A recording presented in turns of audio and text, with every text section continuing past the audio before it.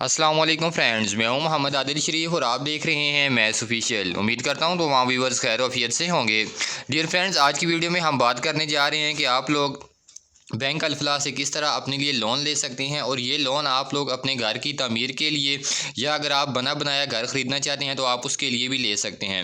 इसके साथ साथ अगर आपके पास प्लॉट भी नहीं है और आप प्लॉट ख़रीद कर उसके ऊपर कंस्ट्रक्शन करना चाहते हैं तो आप लोग इसके लिए भी लोन ले सकते हैं। लोन की लिमिट क्या होगी? लोन की कोई लिमिट नहीं है, जितना लोन आपको ज़रूरत है, जितने आपके वहाँ पर एक्सपेंडिचर्स होंगे आप उस हिसाब से लोन ले सकते हैं।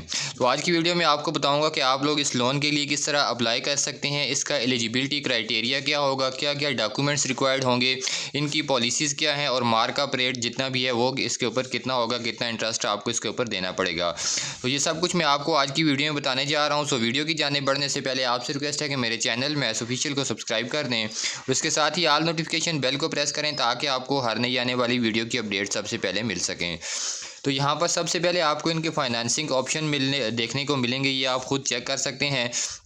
यहाँ पर जो मेन मकसद की चीज़ है वो ये है कि आप जो लोन लेंगे वो आप 3 सालों से लेकर 25 साल के अंदर अंदर इस लोन को वापस कर सकते हैं। इसके साथ आप जो है किसी पार्टनरशिप के अंदर या को ओनरशिप के ज़रिए भी आप लोन ले सकते हैं। मतलब कि अगर आप जो है 2 बंदे मिलकर 2 शख्स इसके अंदर मिलकर अप्लाई करना चाहते हैं तो वो अप्लाई कर सकते हैं, किसी किस्म की इसके अंदर जो है रिस्ट्रिक्शंस नहीं है।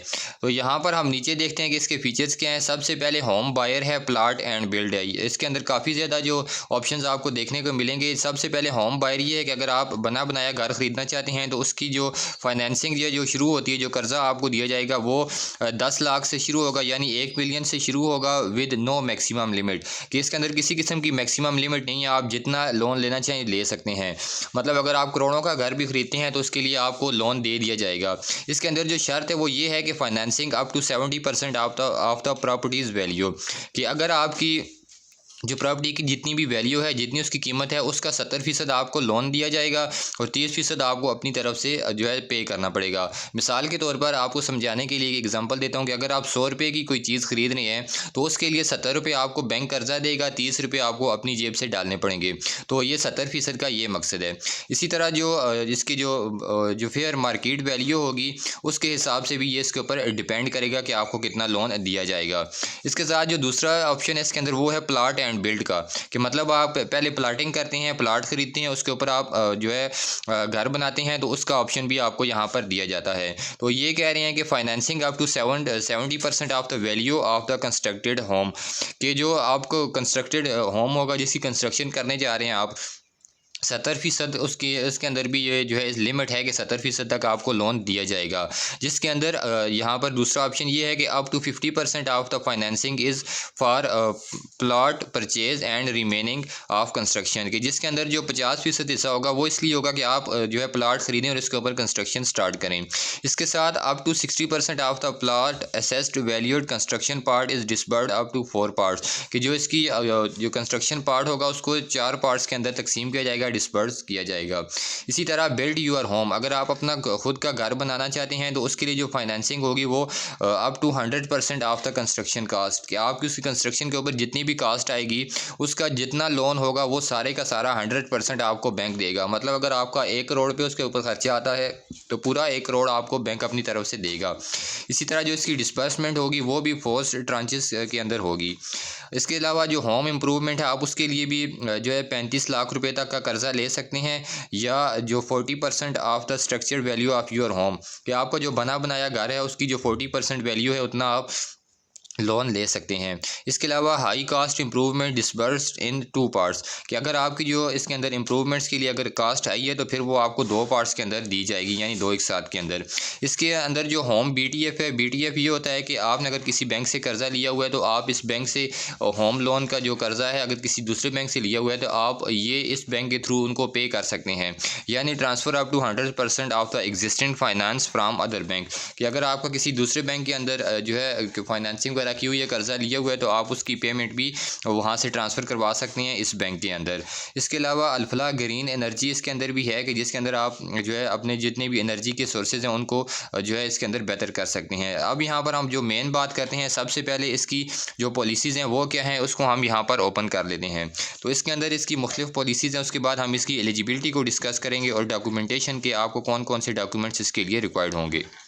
तो पॉलिसी के लिए लाजमी है कि सबसे पहले आप जिसके लिए अप्लाई कर रहे हैं उसके अंदर आपकी पाकिस्तानी सिटीज़नशिप होनी चाहिए, कि आप पाकिस्तान के रिहायशी होने चाहिए। ये जो फ्लेक्सिबल फाइनेंसिंग टेन्योर ऑप्शन होगा इसके अंदर, और कम से कम 3 साल और ज़्यादा से ज़्यादा 25 साल के लिए आपको लोन दिया जाएगा। 50% जो डेट बर्डन होगा वो नेट डिस्पोजेबल इनकम कंसिडर किया जाएगा उसके हिसाब से, और जो प्राइसिंग है वो इसकी बेस पर होगी, मार्कअप रेट भी जो है इसकी बेस पर चार्ज किया जाएगा। इसके अलावा जिसके अंदर जो फर्स्ट जो 1 year keyboard plus bank margin, keyboard ये है कि जो पाकिस्तान का जो बैंकिंग सिस्टम है जिसके जो कि कराची के अंदर है, उसका जो मार्जिन होता है हर साल मार्कअप रेट और इंटरेस्ट रेट जो तयन करते हैं वो, और उसके साथ जो प्लस बैंक मार्जिन होगा, ये बैंक मार्जिन क्या होगा इसकी भी हम बात करेंगे। ये इसके अंदर आपकी जो प्राइसिंग होगी वो होगी। इसके अंदर आप फ्लोटिंग या वेरिएबल रेट ऑप्शन भी सिलेक्ट कर सकते हैं जो कि हर 12 मंथ के अंदर चेंज होते हैं। इसके अलावा 0.40% जो आपका सालाना होगा, इसके अंदर आपकी इंश्योरेंस, आपके घर की इंश्योरेंस और आपकी सिक्योरिटी के लिए इंश्योरेंस भी इसके अंदर जो है मौजूद होगी। इसके साथ साथ जो रीज़नेबल प्रॉपर्टी साइज़ है, located in secure location with positive market aspect and market value, कि आपको हर किस्म की जो प्रॉपर्टी जो कि एक सिक्योर एरिया के अंदर है उसके लिए आपको फाइनेंसिंग दी जाएगी। जो आप ये कर्ज़ा वापस करेंगे वो आप चेक्स के थ्रू, डायरेक्ट डेबिट डिपॉजिट, इसके ज़रिए भी आपकी जो सालाना जो पेमेंट्स होंगी, जो रीपेमेंट्स इंस्टॉलमेंट्स होगी वो आप वापस कर सकेंगे। इसके साथ साथ जो लीगल ओपिनियंस होंगे बैंक के लॉयर्स की तरफ से प्रॉपर्टी डॉक्यूमेंट के हवाले से, या वो सब कुछ क्लियर इसके अंदर आपको जो है क्लियर होने चाहिए। इसके साथ साथ जो फ़ीस हैं, इसके अंदर चार्जेस हैं या गवर्नमेंट टैक्सेस हैं, वो सब कुछ अप्लाई होंगे लोन लेते वक्त जब आप लोन का ये प्रोसेस स्टार्ट करेंगे। इसके साथ साथ यहाँ पर अगर हम बात करें कि ये लिखा हुआ है कि बैंक्स में आस्क फॉर फर्दर डॉक्यूमेंटेशन। अच्छा, इसके ऊपर एक और ऑप्शन है कि all financing relationship require customer equity injection which differ based on consumer risk profile and property to be mortgage, कि आपके जितने भी जो फाइनेंसिंग रिलेशनशिप्स होंगे उसके लिए जो कस्टमर इक्विटी इंजेक्शन है वो भी इसके अंदर जो है जिसके अंदर इंक्लूड होगी, शामिल होगी। इसके अलावा अगर बैंक कुछ और आपसे अगर डॉक्यूमेंट्स लेना चाहे तो वो ले सकते हैं। यहाँ पर हम बैक जाते हैं और इसके अंदर एलिजिबिलिटी क्राइटेरिया की बात कर लेते हैं कि कौन से लोग इसके अंदर अप्लाई कर सकते हैं। तो यहाँ पर एलिजिबिलिटी के ऊपर हम क्लिक करते हैं और एलिजिबिलिटी को चेक कर लेते हैं कि इसकी जो एहलियत का मेयार है वो क्या है, कौन से लोग इसके अंदर एल होंगे, अप्लाई कर सकेंगे। तो सबसे पहले यहाँ पर बेसिक एलिजिबिलिटी यही है कि उसके जो लोन के लिए अप्लाई कर रहा है उसके पास पाकिस्तानी नेशनलिटी होनी चाहिए, यानी पाकिस्तानी CNIC होना चाहिए। लोकल सैलरीड इंडिविजुअल हो कि मतलब पाकिस्तान के अंदर काम कर रहा हो। इसके अलावा बिज़नेस पर्सन भी अप्लाई कर सकते हैं, सैलरी एक्सपेट्रिएट भी इसके अंदर अप्लाई कर सकते हैं, सेल्फ एम्प्लॉयड लोग भी इसके अंदर अप्लाई कर सकते हैं। इसके अलावा अदर्स के अंदर जितने भी जिन लोगों की जो लैंड लॉर्ड है, चाहे वो ज़मीन का लोन ले रहे हैं, रिटायर्ड इंडिविजुअल्स हैं या रेगुलर रेंटल इनकम के, अगर उसकी किस जगह से उनका रेंट आ रहा है, किसी जगह पर किराया ले रहे हैं। इसके अलावा जो फॉरेन रेमिटेंसेज हैं कि अगर किसी के बाहर के मुल्क से पैसा आ रहा है, या फिक्स सेविंग या टर्म डिपॉजिट या एग्रीकल्चर, इसकी जितनी भी फील्ड जो अभी मैंने डिस्कस की हैं ये लोग भी इसके लिए अप्लाई कर सकते हैं। इसके अलावा जो लोग जिस वक्त एप्लीकेशन दायर करेंगे वहाँ पर लोन के लिए, तो उनकी age limit local and expatriate के लिए कम से कम 23 साल और ज़्यादा से ज़्यादा 60 साल, बिज़नेस पर्सन के लिए कम से कम 23, ज़्यादा से ज़्यादा 65 साल, सेल्फ एम्प्लॉयड, अदर्स, और इसके अलावा जितने भी इसके अंदर रेंटल या एग्रीकल्चर्स हैं इन सब के लिए भी कम से कम 23 और ज़्यादा से ज़्यादा 65 साल उम्र दरकार होगी। जो इसके अलावा आपका जो जहाँ पर आप काम कर रहे हैं, बिज़नेस कर रहे हैं, उसके अंदर जो आपका एक्सपीरियंस है वो भी यहाँ पर डिस्कस किया गया है। ये भी आप देख सकते हैं कि लोकल सैलरीड इंडिविजुअल जो कि पाकिस्तान के अंदर काम कर रहे हैं 2 साल का उनका यहाँ पर एक्सपीरियंस होना चाहिए। ठीक है, ये आप ख़ुद भी पढ़ सकते हैं, बहुत इजी चीज़ें हैं कि अगर मैं इनको डिस्कस करने लग जाऊँ तो टाइम काफ़ी ज़्यादा हो जाएगा। इसके अलावा हाउसिंग यूनिट्स टाइप्स क्या होंगी कि कंप्लीट हाउस भी आप उसके लिए भी लोन ले सकते हैं, सेमी कम्प्लीटेड हाउस के मतलब आधा उसकी कंस्ट्रक्शन हो चुकी थी लेकिन आधी आप करना चाहते हैं। इसके अलावा अपार्टमेंट्स अगर आप ख़रीदना चाहते हैं तो उसके लिए भी आपको लोन दिया जाएगा, या रेजिडेंशियल कमर्शियल फार्म हाउस अगर आप अपना रहने के लिए फार्म हाउस बनाना चाहते हैं तो उसके लिए भी आप लोग इसके अंदर अप्लाई कर सकेंगे। इसके अलावा जो प्रेफर्ड लोकेलिटीज़ हैं उसके अंदर DHAs के या कैंटोनमेंट्स या all properties under development authorities KDA, LDA, RDA, CDA या FDA, इसके अंदर इन लोगों को ज़्यादा प्रेफर किया जाएगा। लेकिन इसका मतलब ये नहीं है कि दूसरों लोगों को लोन नहीं दिया जाएगा, बल्कि तमाम लोगों को इसके अंदर लोन दिया जाएगा। इसके अलावा जो एलिजिबिलिटी इम्पैक्टिंग फैक्टर्स हैं यहाँ पर ये लिखे हुए हैं कुछ, इसको जो है ज़्यादा तवज्जो देने की ज़रूरत नहीं है। अभी हम जाते हैं डॉक्यूमेंटेशन की तरफ, जो मेन पर्पज़ है हमारा कि क्या के डॉक्यूमेंट्स हमें रिक्वायर्ड होंगे। तो यहाँ पर हम बैक जाते हैं और डॉक्यूमेंटेशन चेक कर लेते हैं कि क्या क्या डॉक्यूमेंट्स रिक्वायर्ड होंगे। सबसे पहले प्रूफ ऑफ पाकिस्तानी नेशनलिटी का होना चाहिए, यानी आपके पास पाकिस्तान का शनाख्ती कार्ड होना चाहिए। इसके अलावा ये आपके पास प्रूफ होना चाहिए कि आप लोग वाकई किसी जगह पर जॉब कर रहे हैं, बिज़नेस कर रहे हैं या आपका कोई प्रोफेशन है। इसके अलावा जितने भी आपके सोर्स ऑफ इनकम है उनका एविडेंस होना चाहिए, उनके डॉक्यूमेंट्स होने चाहिए कि आपकी इनकम वहाँ से आ रही है। इसके अलावा बैंक स्टेटमेंट्स की कॉपीज़ होनी चाहिए। इसके अलावा specific information as per their format, कि जिस तरह जो स्टेट बैंक ऑफ पाकिस्तान की जो स्पेसिफिक इन्फॉर्मेशन इनके रूल्स के मुताबिक अगर आपसे मांगी जाएंगी तो आपने वो भी इनको यहाँ पर देनी होगी। इसके साथ साथ इंश्योरेंस डिस्क्लोजर फॉर्म्स भी होने चाहिए आपके पास अगर किसी जगह पर आपने इंश्योरेंस के लिए अप्लाई किया हुआ है इससे पहले। इसके अलावा जितने भी जो आपकी प्रॉपर्टी के लिए आप डॉक्यूमेंट्स होंगे वो उनकी कॉपीज़ होनी चाहिए, कि मतलब जो चीज़ें आपको वहाँ पर रिक्वायर्ड होगी जो बैंक आपसे पूछेगा। तो ये इसके अंदर तरीका था। इसके अंदर अब हम बात कर लेते हैं कि आप लोग इसके अंदर अप्लाई किस तरह कर सकते हैं। यहाँ पर जैसे ही आप इनकी वेबसाइट ओपन करते हैं, इसका लिंक भी मैं आपको डिस्क्रिप्शन में दे दूँगा। यहाँ पर आपको अप्लाई नाउ का बटन नज़र आ रहा होगा, तो इसके ऊपर आप अप्लाई नाउ के ऊपर क्लिक करेंगे। सबसे पहले आपने यहाँ पर अपना नेम देना होगा, उसके बाद ईमेल एड्रेस देना होगा। नेम आपने वही देना है जिसकी आपने अपनी शनाख्ती कार्ड की कॉपी जमा करवाई है, वो नाम आपने यहाँ पर लिखना है। ईमेल एड्रेस आपने अपना लिखना है, अगर आपका अपना नहीं है तो आप अपने भाई का या किसी और दोस्त का ईमेल एड्रेस यहाँ पर लिख सकते हैं।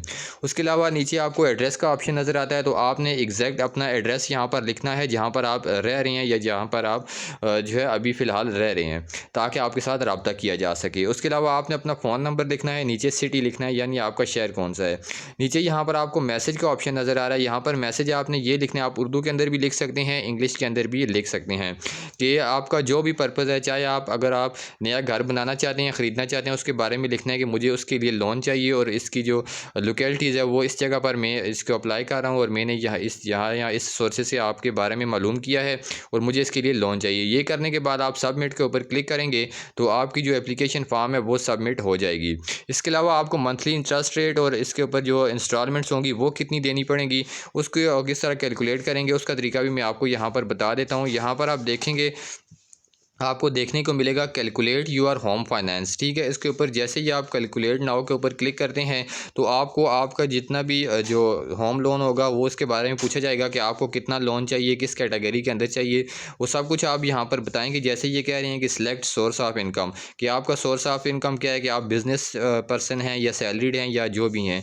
इसके अलावा आपने अपनी डेट ऑफ बर्थ लिखनी है। उसके अलावा सिलेक्ट प्रोडक्ट टाइप, यहाँ पर इसके ऊपर आप क्लिक करेंगे तो आपको ये बता देगा कि आप होम बायर हैं या आप नया घर खरीदना चाहते हैं या प्लॉटिंग करके उसके ऊपर घर बनाना चाहते हैं। इसके अलावा रिक्वायर्ड फाइनेंसिंग आपने बतानी है कि आपको कितना लोन चाहिए, 10 लाख, 20 लाख, 30 लाख, जितना आपको लोन चाहिए वो आपने यहाँ पर लिखना है। इसके अलावा कंज्यूमर कंट्रीब्यूशन, ये आप जैसे इनमें से कोई सिलेक्ट करेंगे तब आपको यहाँ पर इसका ऑप्शन मिल जाएगा। और उसके अलावा सिलेक्ट टेन्योर, आपने जो अरसा सेलेक्ट करना है, कितने अरसे के अंदर आप ये लोन वापस करेंगे। ये सब कुछ करने के बाद जब आप सबमिट करेंगे तो आपकी जो दरख्वास्त है इनके पास चली जाएगी और ये आपको यहाँ पर सब कुछ कैलकुलेट करके बता देंगे कि आप लोगों को कितना लोन मिलेगा, कितना आपको उसके ऊपर इंटरेस्ट रेट देना पड़ेगा। तो ये तरीका था कि आप लोग किस तरह बैंक अल-फलाह से लोन ले सकते हैं। उम्मीद करता हूँ आज की वीडियो आपके लिए काफ़ी ज़्यादा इन्फॉर्मेटिव रही होगी। वीडियो को लाइक कर दें और चैनल को ज़रूर सब्सक्राइब करें। Thanks for watching the video.